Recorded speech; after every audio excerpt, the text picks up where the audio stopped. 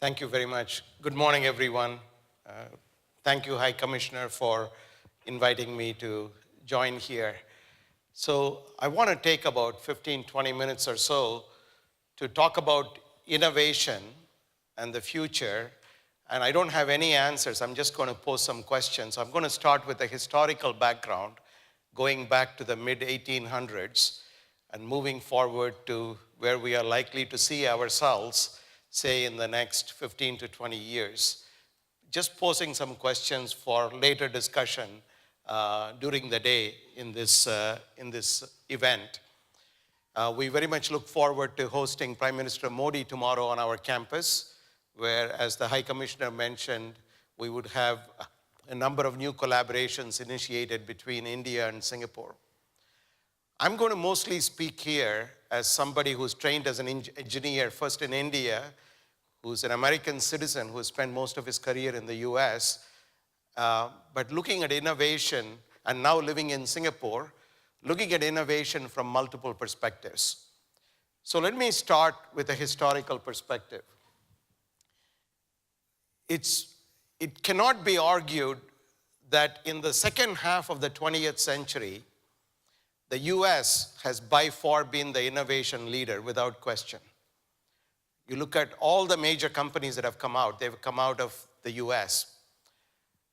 What caused the US to reach this point of innovation? The origin is actually the year 1862. So if you remember your American history from high school, the Civil War started in 1860. Millions of Americans died. It's an internal war between the North and the South of the US. And in 1862, at the peak of the Civil War, Abraham Lincoln, arguably the best US president ever, he was the president. And in 1862, he had a lot to worry about. The country was falling apart, but he thought of education. So in 1862, he signed, and the Congress signed the Morrill Land Grant Act, which essentially created public and land grant universities, of which there are many. The most well-known, of course, is the University of California system, which is a public university system, which has had a phenomenal impact on innovation and education, not just in the US, but around the world. So this is remarkable. During the war, a great American president thought of education. At that time in agriculture and engineering, before the word engineering was common. A year later, still during the Civil War in 1863, Abraham Lincoln signed into law the creation of the US National Academy of Engineering as an independent entity free of political influence that will come up with ideas to advise the government but will not take any money from the government so that it can be completely free. And that happened during the Civil War when the country was falling apart. So the moral of the story is at times of great crises, great leaders think about education, innovation. And this is a very good example of this. Then fast forward to the Second World War. Right after the Second World War, when the US economy was not in particularly good shape, the first dean of engineering at MIT was Mr. Vannevar Bush, whom you see here on the cover of Time magazine. He was a computer scientist. He was the professor of electrical engineering at MIT, the first dean of engineering. And until about 5 years ago, I was the Vannevar Bush Professor of Engineering at MIT. I never had the chance to meet him, but I literally sat in the same chair that he sat in at one time. He passed away in the 1970s. So he was invited to Washington to advise the US government and the presidents on how to create an innovative ecosystem in the US right after the Second World War. So Dr. Bush went to Washington and he produced a report called Science, the Endless Frontier. And the thesis of the report was the following. The first argument he made was that the economic prosperity of a country inevitably depends on innovation, scientific and technological innovation. Nobody argued with it. The second thesis of his book was that innovation is best done at universities and colleges where you have a perspective that's long-term, unlike in companies where you have short-term quarterly reports and financial constraints, public shareholders, etc. And you do that free of government influence, and you fund the best people and the best ideas, and these young people that you train at universities become leaders in industry, government, and academia in the future, and you create a public-private partnership. That was also not very controversial. But the most controversial part of his thesis was the last one. He argued that it is the responsibility of the federal government to fund that basic research which creates innovation. So it went to the White House. Like all good ideas, it was immediately shot down. And it went back, but Dr. Vannevar Bush persisted. Then in 1950, when Harry Truman was president, he accepted the report and created the National Science Foundation, which is still the largest basic research science and engineering funding agency in the world. And that's Dr. Bush's contribution. He was also influential in the creation of NASA. He was also influential in the creation of NIH, which is the largest funding agency in the world today in all fields of medicine and biological sciences and human health. So this is his legacy, and it was his vision that I believe led to the innovation ecosystem in the US. Many years later, I had the good fortune to become the director of the National Science Foundation in the Obama administration. And unfortunately, when Dr. Vannevar Bush had these very controversial ideas, and his ideas led to the creation of the National Science Foundation, he had enough enemies in Washington. He was never made the inaugural director of NSF. But he was one of the co-founders of Raytheon Corporation. He was also the chairman of MIT Corporation, or the Board of Trustees. He was also the president of the Carnegie Institution of Science in Washington. So I've had a lot of overlapping roles as a beneficiary of his vision. So one of the things that often comes up with innovation when you are asking for public money to fund is the following question. You're using taxpayer money. What is the return on investment? It's a fair question. So when I was director of NSF in Washington, I had to testify to Congress 3 times a year. The question will come up. This is right after the 2008 stock market crash and Great Recession. Why are you asking for $7.3 billion US dollars of basic research when 25 million Americans are unemployed? Fair question. So here is the return on investment. NSF was founded in 1950 with an annual budget of a few $100,000 US dollars for the entire country. Today, the annual budget is about $7.4 billion US dollars. What has it produced? Since 1950, 70%, or roughly about 240, of all American Nobel Prize winners have had some significant portion of their Nobel Prize winning work funded by NSF. That's 240 Nobel Prize winners in all fields. About 60 Nobel Prize winners just in economics funded by NSF.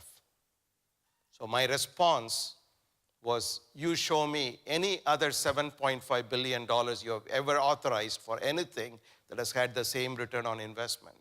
The number of companies that have been created, number of jobs that have been created. Then in Congress in early 1970s decided to establish the Small Business Innovation Research Program in the US. Small businesses create more jobs than big businesses. More than 50% of the jobs are created by small businesses. And they did not put that SBIR program in the Department of Commerce. They did not put that in the Treasury Department. They put that under NSF. Because of the link, because of Dr. Vannevar Bush's vision of science and engineering leading to innovation and economic prosperity.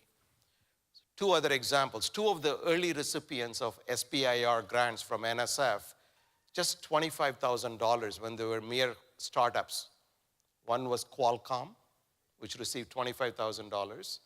The other one was Symantec. And both are now companies that employ more than 20,000 people around the world, multi-billion-dollar companies having great global impact. So this is the return on investment. Then there are other benefits. So look at computing. Companies like Apple. We assume all of us have mobile phones. We have GPS on our mobile phone.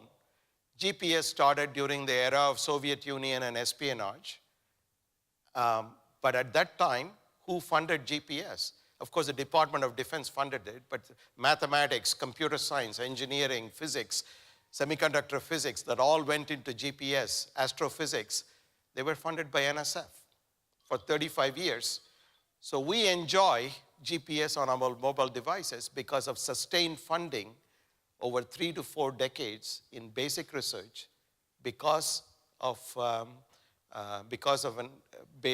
Dr. Vannevar Bush's vision and agencies like the National Science Foundation. So this is the return on investment.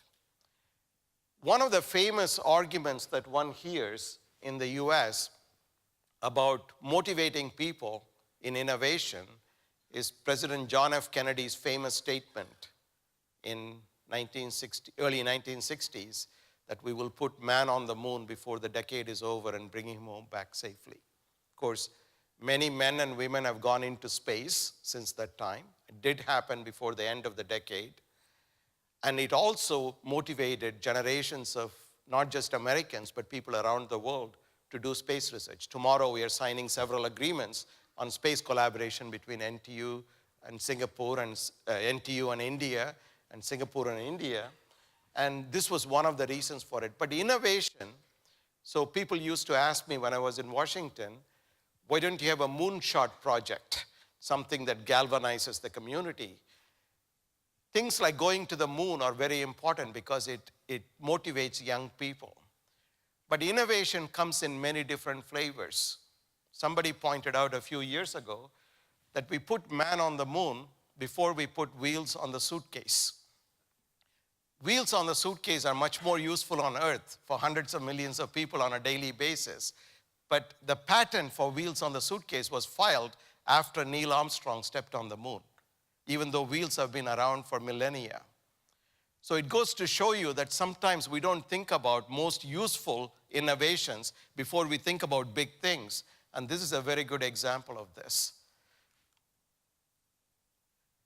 I want to give you one case study. So in 2011, in conversation with the White House, we decided to start a program called the NSF Innovation Corps. The idea behind this is when somebody receives funding for research and they publish papers, they file patents, oftentimes it never sees the light of day. What can we do to motivate people to think about startups and innovation? So we created a program called the NSF I-Corps, where you write a 2-page proposal. Within 4 weeks, you will get $50,000 for 6 months. With that funding, all you are expected to show is whether your idea has any chance of succeeding in the marketplace. So if you don't demonstrate this, you're on your own. If you demonstrate it will succeed, you're on your own. You go to a VC or an angel investor and you try to get funding. Either way, it's nothing beyond this. But we coordinated this. Since 2011, there are 1,000 programs that have been started. And those 1,000 programs, many of them are successful. And it has become so successful in the last 7 years. Congress this year, we started with $6 million a year. Congress this year has authorized $33 million. So that brings me to the Singapore story. I've been very fortunate to engage with the Singapore government for the last 25 years in various capacities in an advisory role.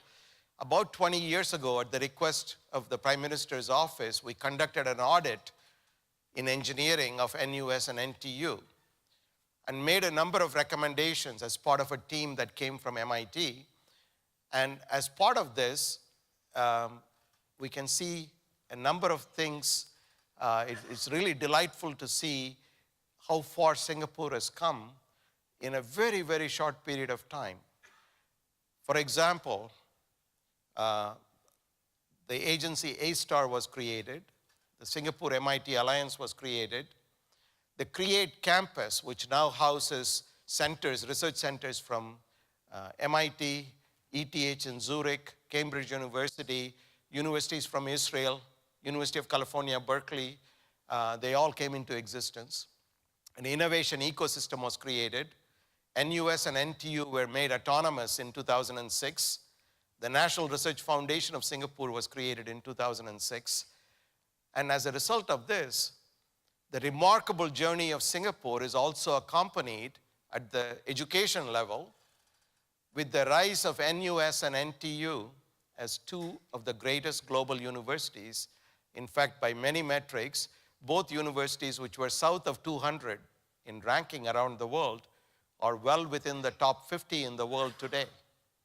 And in fact, by many metrics, they are in the top 12 in the world, including in, as the High Commissioner mentioned, recently Nikkei and Elsevier in Holland ranked NTU as the top university in artificial intelligence research in terms of citations. So this is a remarkable journey, and I feel particularly privileged to not only observe it from the outside, but have had the privilege of interfacing with this transformation, at least to a very small extent.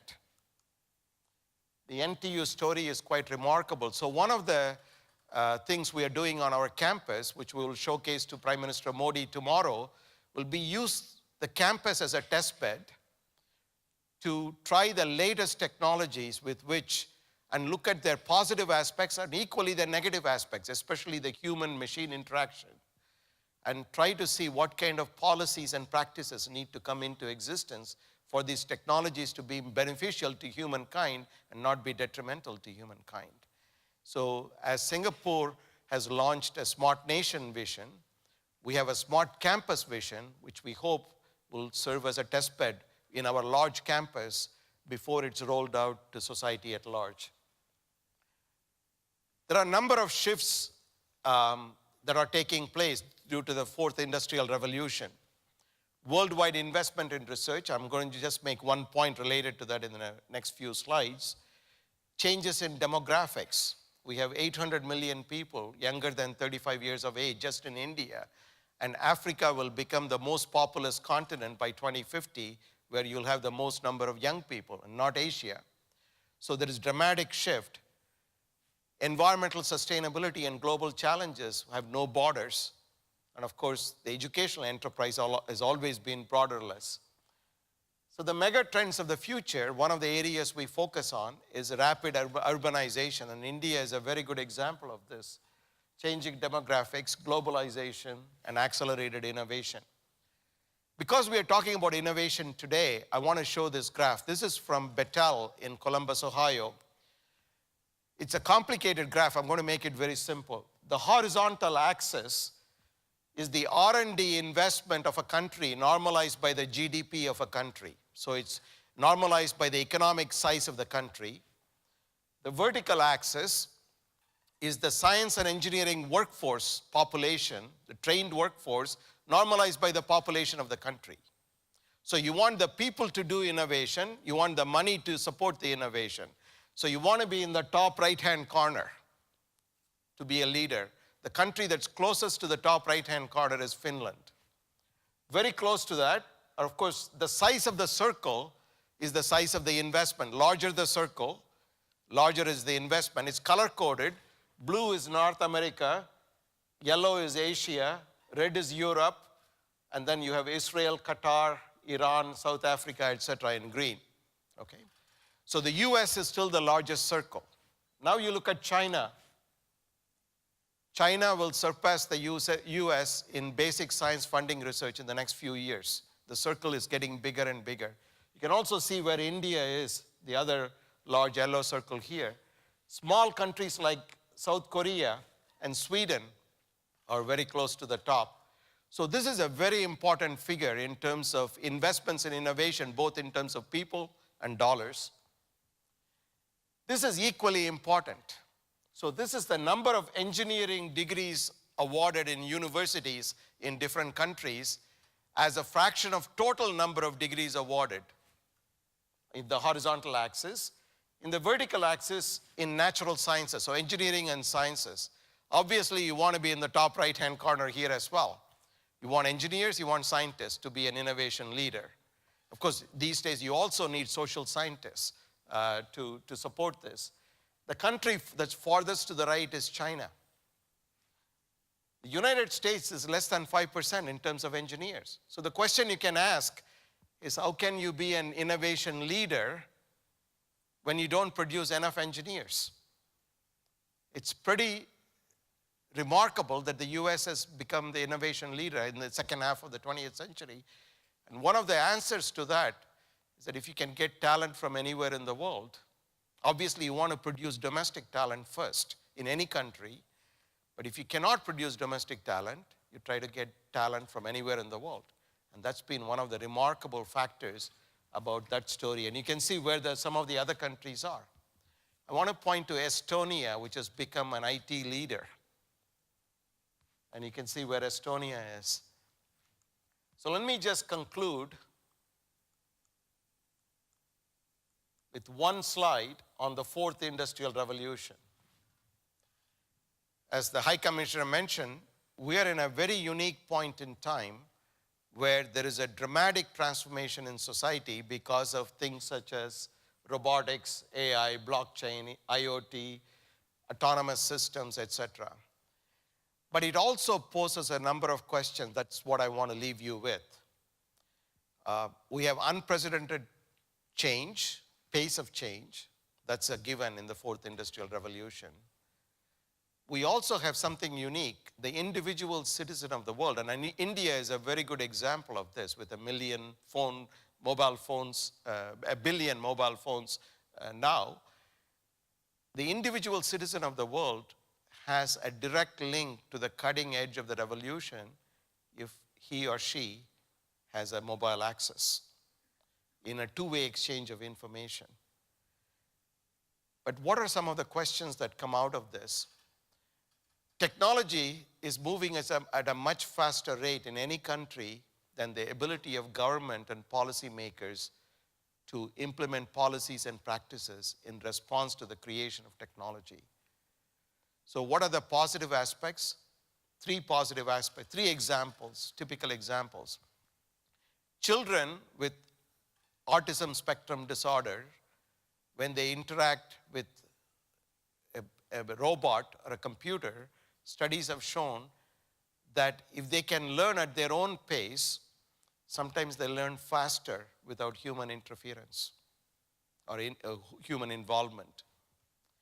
The second example in assisted living. So at NTU, in collaboration with Alibaba, which just set up a major institute on our campus, we are engaging with citizens in HDB flats in Singapore, where without any cameras, just using sensors and creating digital twins, how can we improve the quality of life of the aging population while giving them the dignity and the privacy in their own homes for as long as possible? And this is a project that the Prime Minister will see tomorrow when he visits our campus. The third example is robots being able to do jobs that humans will not do. There are many, many examples of this, including for various skyscrapers in Singapore, using robots to do the cleaning of the windows that humans should not be doing without putting themselves in danger and so forth. So these are examples of positive aspects. What are some of the negative aspects of all of this? First and foremost, it's more philosophical, but it can be real.